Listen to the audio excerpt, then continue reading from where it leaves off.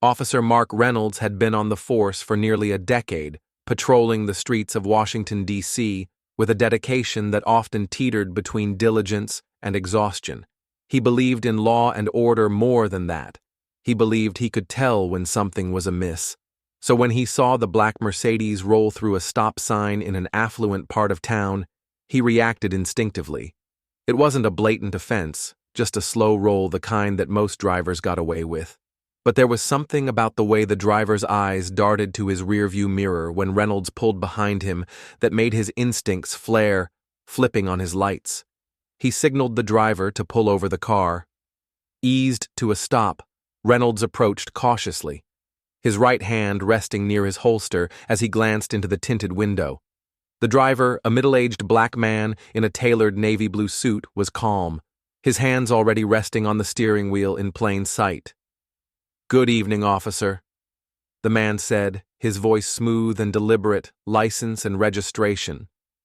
Reynolds responded, skipping the pleasantries. The man complied, reaching into the glove compartment with a practiced ease as he handed over his documents.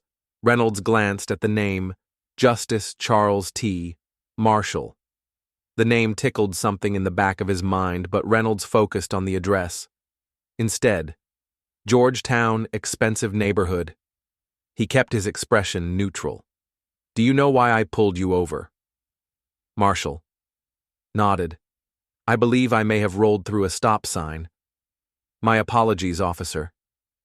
The calmness in his voice unsettled Reynolds. Most people, guilty or not, were nervous when stopped by the police. They stammered, made excuses, avoided eye contact. But this man was different, too. Composed, "Where are you headed, my home? And where are you coming from?" "Work." Reynolds frowned. The courthouse was closed at this hour.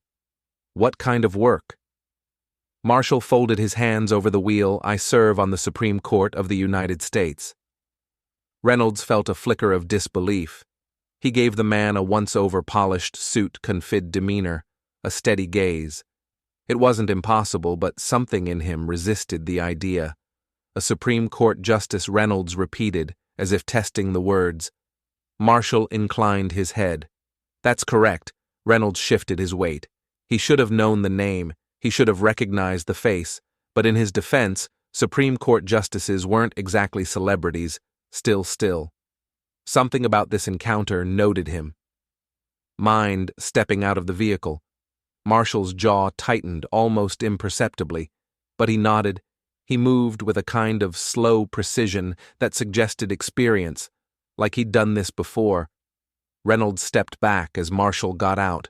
Standing to his full height, he was taller than Reynolds had expected, his presence imposing in a way that had nothing to do with size. "Turn around for me." Marshall hesitated. "Is there a reason for this officer standard procedure?" Marshall sighed. "No, it's not." Reynolds bristled. He wasn't about to let a man Supreme Court justice or not tell him how to do his job. "Turn around?" He repeated, his voice hardening for the first time. Something flickered in Marshall's expression. Not fear, not anger. Something colder, disappointment, but he complied. Reynolds patted him down efficiently, finding nothing. No weapons, no contraband, just a leather wallet and a cell phone. "Is this really necessary?" Marshall asked, his voice. Even Reynolds ignored him. He ran the license through dispatch. No warrants, no priors, clean. When he returned to Marshall, he hesitated. "Wait here," he muttered. Walking back to his squad car, he pulled out his phone and did a quick search. Within seconds, the screen filled with images of Justice Charles T. Marshall, a towering figure in American law, known for his sharp legal mind and unwavering commitment to justice. The weight of realization settled in his gut. He just treated one of the most powerful men in the country like a suspect. Reynolds exhaled sharply, gripping the edge of the patrol car. This was bad taking. A steadying breath, he walked back to Marshall, who was watching him with quiet patience. "Justice Marshall, why?" Reynolds started, but stopped himself. What could he say? "I didn't know who you were," that wasn't an excuse. Marshall studied him, then, with a nod, he extended his hand. Reynolds stared at it for a beat before shaking it. "You have a good night," Officer Reynolds Marshall said evenly, before turning back to his car as Reynolds watched him drive away. A strange mix of shame and frustration churned inside him. He'd always thought himself a fair cop. But tonight, something had been laid bare, and he wasn't sure he liked what he saw. Officer Mark Reynolds sat in his patrol car long after the black Mercedes disappeared into the night. His fingers drummed against the steering wheel, his thoughts racing. He had always prided himself on being an officer who treated people fairly, but tonight had exposed something unsettling. Would he have reacted the same way if Justice Marshall had been white? The question gnawed at him. He didn't want to believe it, but deep down, he knew the answer. His radio crackled to life. Unit 12 status check. Reynolds grabbed. The receiver all clear, but it wasn't not for him. The next morning after his shift ended, he found himself parked outside the Supreme Court building. He had no plan, no reason to be there other than a nagging feeling that he needed to make things right. He hesitated before stepping out, the weight of his badge heavier than usual. He wasn't just confronting Justice Marshall. He was confronting himself inside. A receptionist gave him a skeptical glance as he asked to see the justice. "Do you have an appointment?" "No," but he cleared his throat. "Could you tell him Officer Reynolds is here from last night?" A few minutes later, a side door opened, and there he was, Justice Charles T. Marshall, his expression unreadable. "Follow me." Officer Reynolds followed him down a hallway into a quiet office lined with bookshelves. Marshall gestured to a chair, but Reynolds remained standing.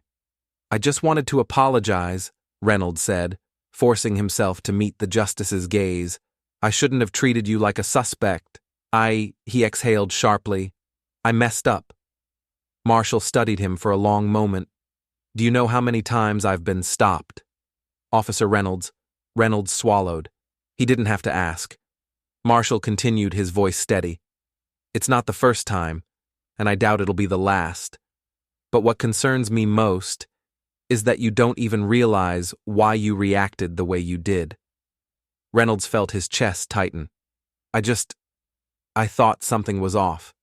I was following my training. Your training." Marshall repeated. "Or your bias." The word stung. But instead of getting defensive, Reynolds nodded. "I don't want to be that kind of cop." "Then don't be." Silence stretched between them. Finally, Marshall sat back.